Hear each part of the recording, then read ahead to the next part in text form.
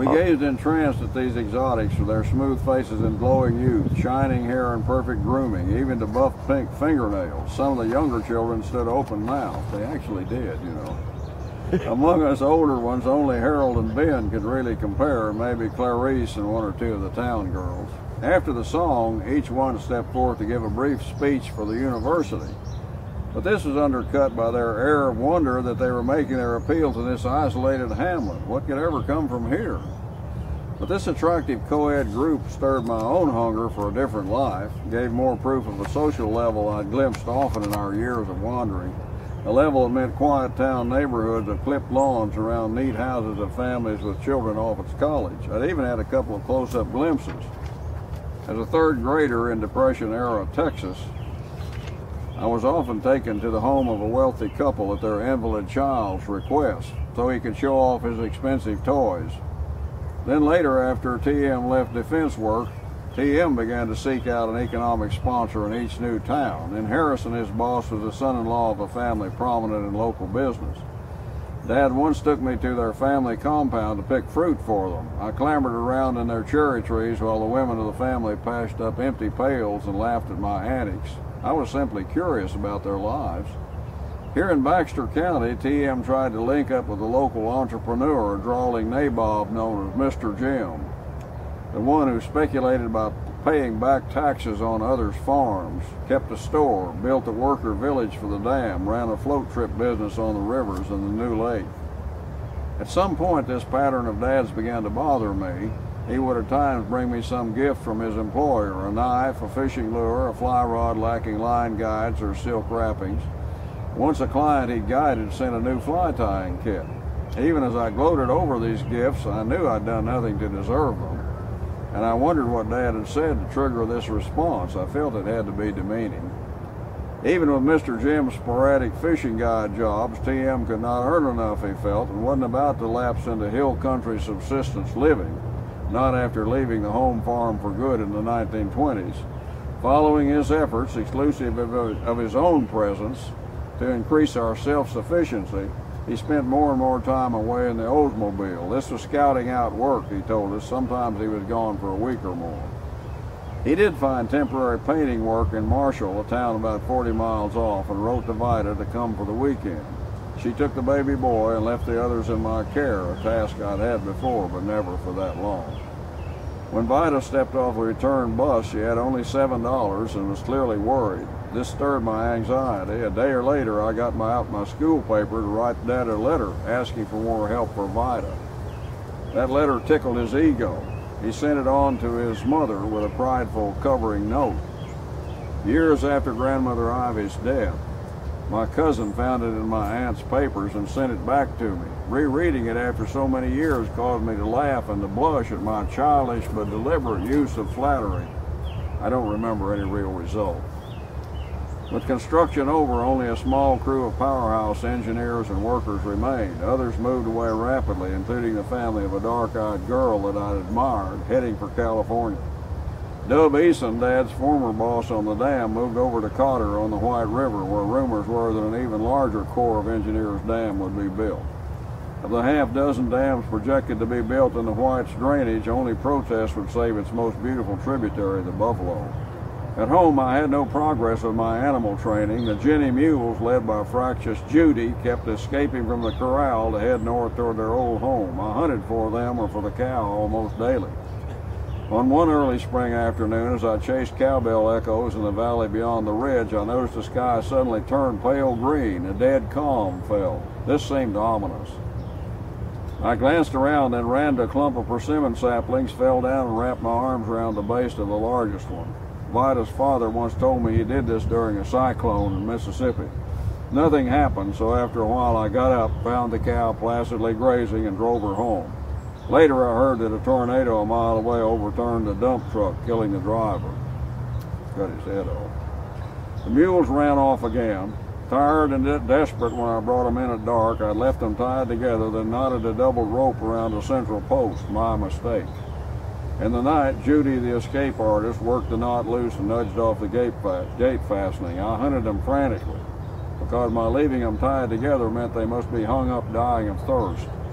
I searched only in the most likely direction, up the lake toward their old home. On the second day, Harold came with me. Together we could scan more area. We found them on the rocky trail past the abandoned Chapman place, a pioneer homestead. Apparently, running in the night, they'd struck a solid tree stub between them and broken the neck of Nudie, the gentler one. Judy was okay. Harold seemed appalled by my tearful cursing as I undid the rope from Nudie's neck. On his next trip home, TM took the survivor away and sold her. While he was back, we went to the river island to fish. This island, my favorite place, lay some distance below the dam, a boat-shaped stretch, maybe a half-mile long by an eighth wide, bordered by trees, brush, and river cane thickets. The most of it was one level field of tall Johnson grass cut regularly for hay. It was alone at the island's head, our first summer there, that I'd had my first real evidence of my bad eyesight, if I'd realized it. That time I'd done no good at fishing, but as darkness fell, bullfrogs opened up. I decided to hunt some. I lit my carbide headlamp and picked up a short piece of iron reinforcement bar washed down from the dam. At once I spotted a really large frog squatting in the shallows off the point. But to me it looked strange, like it had a muffler knotted at its throat. I bopped it with a rebar, then saw that the muffler effect was the feet and legs of a very large toad splayed out from the frog's mouth. I pulled out the toad, which seemed unharmed, and hopped away fast. I shook my head, amazed, and waded on. In the center of a glass clear pool nearby, another large frog floated serenely with legs dangling. I shifted the iron bar to my other hand and bent to grab it. My lamp nimbus dimly revealing all around me, including a large pink flower on the sand spit to my left. Before a thought could form, my left arm snapped the rebar sideways. In a reflex, it flung the cottonmouth moccasin, also coveting the frog, far into the darkness. That was enough of the island's allure and menace for one night. I backed out and went home.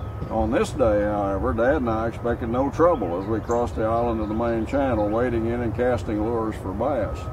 We did not know that the engineers had picked that day and time to test the new turbines they'd installed to drive generators at the powerhouse. We'd been in the water barely a minute when I glanced up and saw a fast-moving wave of foam and mist rushing at us. I yelled a warning, but before I could turn, it struck. At least we were sideways to the force. Even so, it threw me against Dad, who yanked me to him and jammed his left foot against my right tennis shoe. "Just an inch backwards," he shouted above the roar, and that's what we did. The force tearing gravel from beneath us, the water leaping to my hip, though it was really only knee-deep. Laughing and grimacing, we stamped and limped about to ease the bone aches before hiking back across the narrow channel. The penstock intake is 90 feet down, Dad said. That's why it's so damn cold. TM drove off again, leaving me the man of the house, on call for Vida's needs and whims, which weren't so many. She seemed moodier now, though, staring at nothing as she smoked her hand-rolled bugler cigarettes and picked tobacco bits from her tongue. Harold had to be the man of his house, too, since he was the only child of a widowed mother. It had to be different, only the two of them. He never once hinted at any restraint or difficulty at home. Over the years of our family wanderings, Vida often acted as my buddy and confidant. Now she began to be more distant and irritable, maybe because Dad was away so much. Jack, Harold, and I planned to ramble on the city river one Saturday, but Vida said no. She decided to do the wash that day, and I must help, lugging water from the spring, filling the tubs and wash pots, starting the fire, gassing up the washer motor and starting it, then staying around. Harold showed up first, eager as ever, running off the road from the dam and across the bare bedrock above the spring hole. I was down below, dipping my cup of woe and filling buckets. After a quick glance, I kept my head down and said to forget me and go on with Jack. He asked why. I told him, and he let out a burst of laughter. Then I did look up into his amused gaze. "That's no reason," he shouted, jumping off the ledge and grabbing a bucket. In 20 minutes of furious action, we did it all and finished by starting the washer motor. Vida laughed at our panting efforts and said I could go. We ran across the road to get Jack and set off. It was already late in the school year, not quite strawberry time. The whole landscape shone clean from recent rains. The air breathed it, talking and laughing, no longer fearing truck traffic. We took up the middle of the road, heading down the valley to the river flat and the rail spur to the dam. We passed the empty worker shacks of Ellis, with doors ajar and peeling tar paper, We left the road for a grassy track toward the burnt-out commissary across the plain, but turned aside to drop into the bed of our meandering spring branch as it headed for the river. Here we hunkered down to wash the sand from what Jack called two indent bowls, chipped from bedrock to catch the flow from a side spring.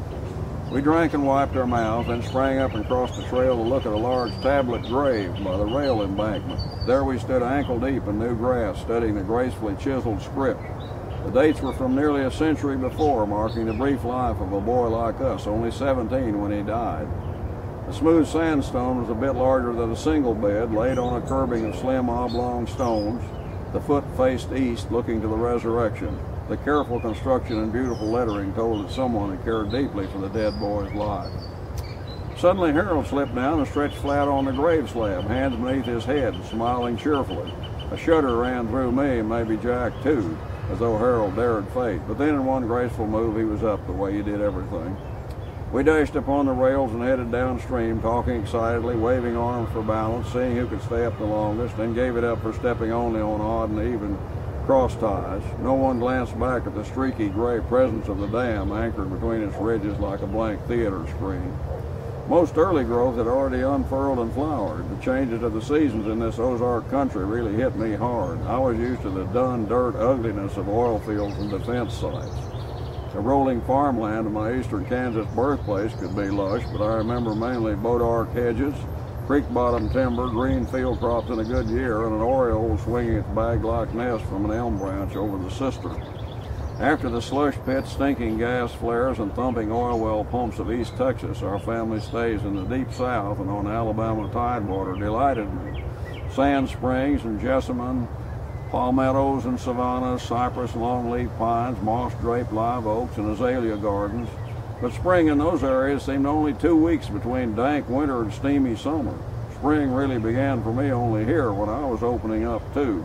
Just as the pale green hands of wild iris blades rose beside rocky watercourses, each sheaf shielding its trembling tricolor bloom, too exotic for anywhere but a greenhouse. The dark, loose soil of the riverbank showed all of an array of violets from Confederate gray to yellow, plus pristine bloodroot, pink Dutchman britches, spring beauties, phlox, hepatica. Even the steep wintry ridge slopes had lost a starburst bloom.